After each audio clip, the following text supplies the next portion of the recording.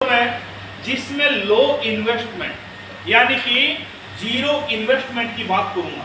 बेफिक्र हो जाना कि ये बंदा आएगा, मोटिवेट करेगा और बोलेगा कि चलो ठीक है निकालो भैया 50,000, निकालो भैया 1,00,000 रुपए, और मोटिवेट होकर 1,00,000 रुपए निकाल देंगे। मैं 1 रुपए की बात नहीं करूंगा, सिर्फ और बात करूंगा लो इन्वेस्टमेंट है, यानी कि जो काम के बारे में बात करूंगा सिर्फ और सिर्फ जीरो इन्वेस्टमेंट से हम शुरू कैसे कर सकते हैं और क्यों करना चाहिए उसके बारे में बात करूंगा।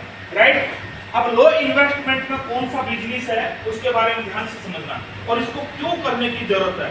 दोस्तों आज से पहले मैं कुछ टाइम से लेके जाऊंगा आपको 1940 के टाइम पर। 1940 का टाइम ना तो आपको याद है ना मेरे को याद है, किसी को याद है क्या? किसी ने देखा 1940 का टाइम? शायद हो सकता है आपके दादाजी ने तो देखा होगा, आपके दादाजी ने देखा होगा। आज जाना, घर पे जाना और बात करने की कोशिश करना, कोशिश ये करना जो मैं बोलूंगा उस पे बात करना। 1940 में आज घर का खर्चा 10 रुपए से चलता था। 1940 में 10 रुपए से घर का खर्चा चलता था। 1960 की बात आती, यही पैसा बढ़ के 20 रुपए हो जाता है और 1960 के बाद में 1980 आता है, ये 1,000 हो जाता है, 1,000 हो जाता है और यही खर्चा 2000 में तकरीबन 10,000 हो जाता है। 1940 से लेके 2000 तक कितना परसेंटेज महंगाई बढ़ी, इसके ऊपर गौर करने की जरूरत है। यानी कि यहाँ पर सोना मत, यहाँ पर ध्यान देना कि सर क्या बता रहे हैं, ये सामने वाला पर्सन बताने की क्या कोशिश कर रहे हैं। दोस्तों इसके ऊपर थोड़ा सा मैं फोकस डालने की कोशिश करता हूँ। जब 1940 का टाइम था, आने दो में शक्कर आया करती थी, आने दो में गुड़ आया करता था, पेट्रोल डीजल एक कौड़ियों के दाम पर आया करते थे। लेकिन धीरे धीरे हर 20 साल के बाद में महंगाई बढ़ती गई, हर 20 साल के बाद में महंगाई बढ़ती गई। और आज अगर मैं बात करता हूं, आज क्या चल रहा है 2026, एक मोटा मोटा आइडिया लेता हूं।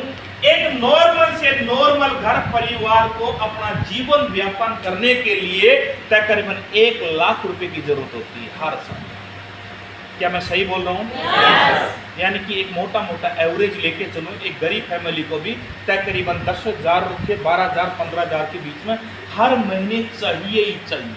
चाहे काम करो या नहीं करो, लेकिन वो पैसा तो घर के खर्चे के लिए आपको एक्स्ट्रा रखना ही पड़ेगा। सही बोल रहा हूँ या गलत बोल रहा हूँ? yes. अब मैं आपसे पूछना चाहता हूँ, मैंने तो यहाँ तक लिख दिया 2026 से 10 रुपये से बढ़ के 1,00,000 तक महंगाई हो चुकी है। तो 2040 के 40 तो ज्यादा दूर नहीं है, 13-14 साल ही बचा है। 2040 में ये महंगाई कहां पे जाए?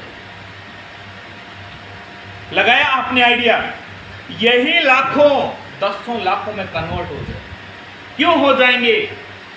सिर्फ और सिर्फ 3 यानी कि 4 से लेके 5 दिन के अंदर सिलेंडर की कीमत कितनी बढ़ी है? कोई बता सकता है? 5 दिन के अंदर सिलेंडर की कीमत कितनी बढ़ गई? 3,000 कितना? 3,000 नहीं, 250 रुपए और बढ़ गए।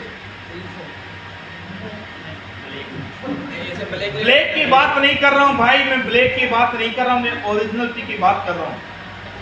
200-250 रुपए बढ़ चुके। ब्लैक तो 5 लाख का भी मिल सकता है, ब्लैक की बात मत करो। अभी शादियों में 6,000 रुपए के सिलेंडर मिले। मैं ओरिजिनल बात कर रहा हूं जो एक्चुअल में रेट बढ़ी है। क्या मोदी जी ने 3,000 रुपए थोड़ी बढ़ाए? अरे मोदी जी ने तो 200 से लेके 300 रुपए बढ़ाए। तो 2 से 5 दिन के अंदर 200-300 रुपए बढ़ सकती है। तो आने वाले 2030 में ये महंगाई कहां जाएगी? आप आइडिया लगा के देखिए। अब इसी महंगाई को रोकने के लिए आपके पास में क्या सोर्स है, आपके पास में क्या उपाय है?